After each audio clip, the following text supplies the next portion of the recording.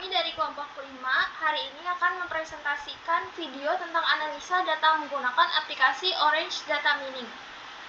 Topik yang kelompok kita pilih adalah topik pendidikan dengan mengambil dataset dari sumber terbuka yaitu Badan Pusat Statistik.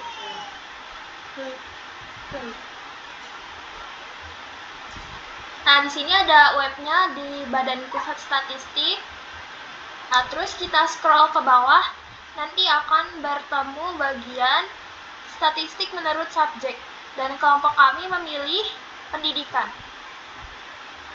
Lalu tinggal diklik, nanti akan muncul banyaknya dataset. Karena kelompok kami akan memilih nomor 4, yaitu jumlah perpustakaan terakreditasi menurut provinsi, jenis perpustakaan, dan predikat akreditasi tahun 2024, lalu diunduh dengan menggunakan format Excel.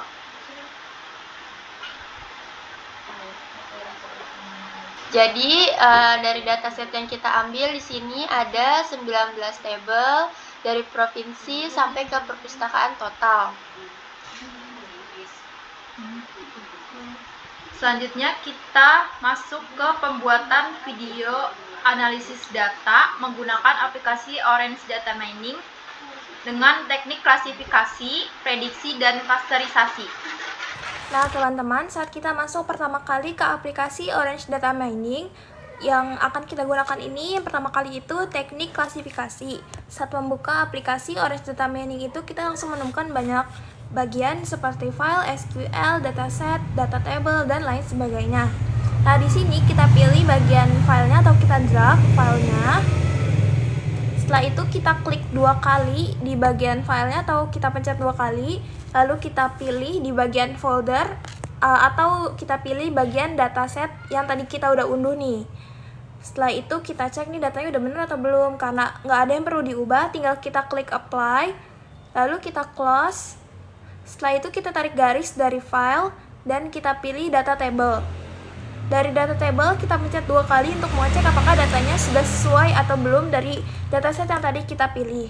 Setelah itu dari filenya kita tarik garis lagi, kita pilih naive bias. Dari naive bias kita tarik garis lagi ke prediction. Nah, setelah itu kita cek karena di sini belum kita tarik garis lagi dari file, maka di predictionnya itu masih kosong. Setelah itu kita tarik garis dari file ke prediction, maka hasilnya akan muncul.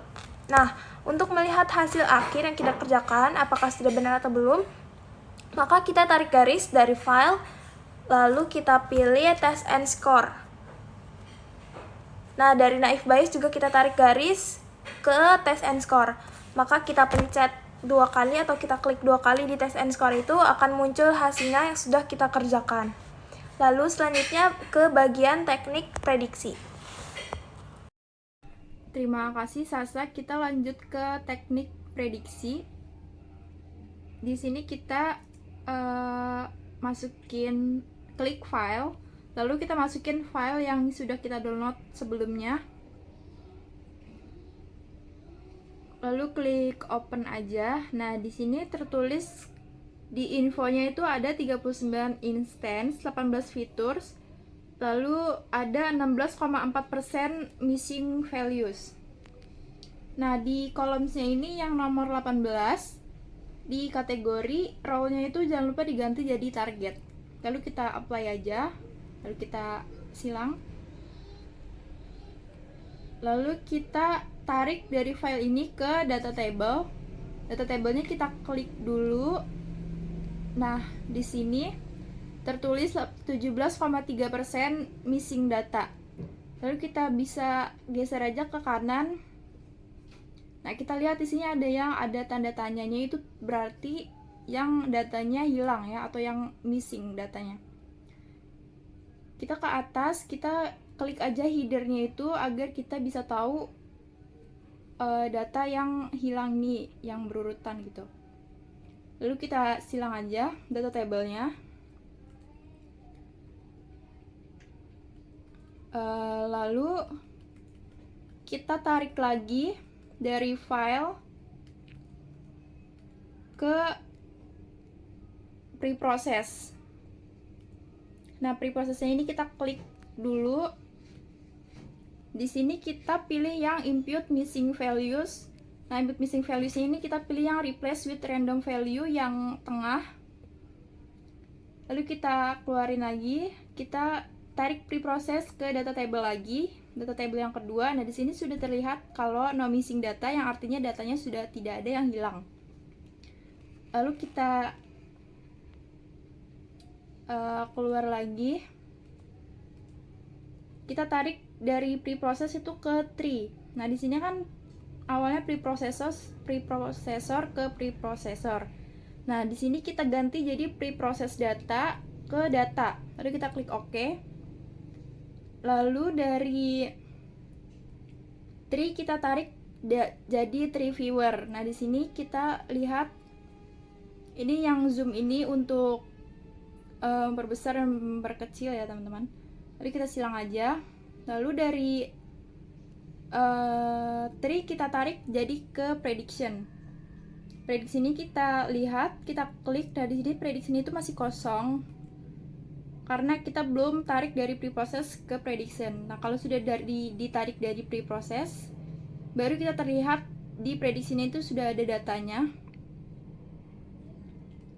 Lalu kita silang aja. Nah, selanjutnya kita yang terakhir tarik dari tree ke test and score. Ini yang terakhir. Lalu test and score-nya ini kita klik. Di sini masih kosong emang kayak gitu karena kita belum tarik preprocess-nya dari preprocess ke test and score. Kalau sudah ditarik, maka sudah ada terlihat data test and score-nya. Nah, di sini sudah selesai. Terima kasih. Selanjutnya akan dilanjutkan teknik berikutnya oleh Tasya. Jadi di metode yang ketiga ini yaitu proses clustering. Pertama kita tarik dulu widget file. Nah, di sini kita ubah dulu ke file yang udah kita pilih tadi. Kita cari. Nah, di sini tadi aku udah pilih perpustakaan klasifikasi provinsi. Kita ini. Setelah itu file ini kan udah berbentuk Excel karena kita mau buat clustering. Jadi di kategori kali ini kita ubah jadi skip. Lalu kita apply. Setelah itu kita tarik data table di sini. Nah, data table ini digunakan untuk melihat isi data secara keseluruhan setelah dimuat dari file. Di sini kita bisa cek apakah ada data berhasil dimuat dan melihat struktur serta isinya. Karena di sini ada 17,3% missing data, jadi kita harus melakukan preprocessing dulu. Nah, di sini kita tutup. Dari file ini kita tarik widget preprocessing, Nah, di sini di tahap ini dilakukan untuk pemrosesan data seperti normalisasi, penghapusan nilai kosong, pemilihan fitur, dan lain sebagainya. Di sini kita klik input missing values, kita klik average atau most frequent, kita tutup. Nah, di sini tuh tujuannya agar data menjadi siap digunakan untuk proses clustering. Setelah itu, kita tarik dari widget preprocessing, kita tarik ke widget K-means. Nah, di sini digunakan algoritma. Nah, di sini kita klik, di sini digunakan algoritma, kita ubah, nggak usah kita ubah. Ini udah sesuai semua K-means-nya. Di sini itu digunakan algoritma supervised learning yang digunakan untuk mengelompokkan data ke dalam sejumlah klaster berdasarkan kemiripannya. Karena ini udah otomatis, jadi tinggal kita tutup. Setelah itu kita tarik widget data table yang kedua. Nah, data table yang kedua ini setelah data dikelompokkan oleh algoritma K-means, hasilnya bisa dilihat dalam bentuk data table ini. Nah, di sini langsung hilang kan, nggak ada missing datanya. Karena tadi kita udah melakukan preprocessing dan di sini sudah sesuai klasternya. Jadi kayak provinsi ini udah ada klaster-klasternya. Jadi kayak Aceh itu masuk ke klaster C1 dan nih Jawa Timur masuk ke C3. Setelah itu kita tutup. Setelah memiliki data table yang baru ini diubah menjadi per cluster, setiap data memiliki data table label yang hasilnya hasil prosesnya seclustering. Setelah itu kita tarik widget scatter plot yang terakhir. Scatter plot kita cari di sini. Nah, di sini tuh hasil visualisasinya, hasil cluster dalam bentuk grafik. Nah, di sini kita bisa lihat jumlah perpustakaan. Di sini kita bisa cluster. Nah, sini kita bisa gedein. Tuh di sini udah sesuai. Di sini tuh ada C1. C1 ini yang biru, C2 ini yang merah, C3 yang hijau. Di sini kita bisa sesuaiin aja sih, sesuai apa yang kita cari.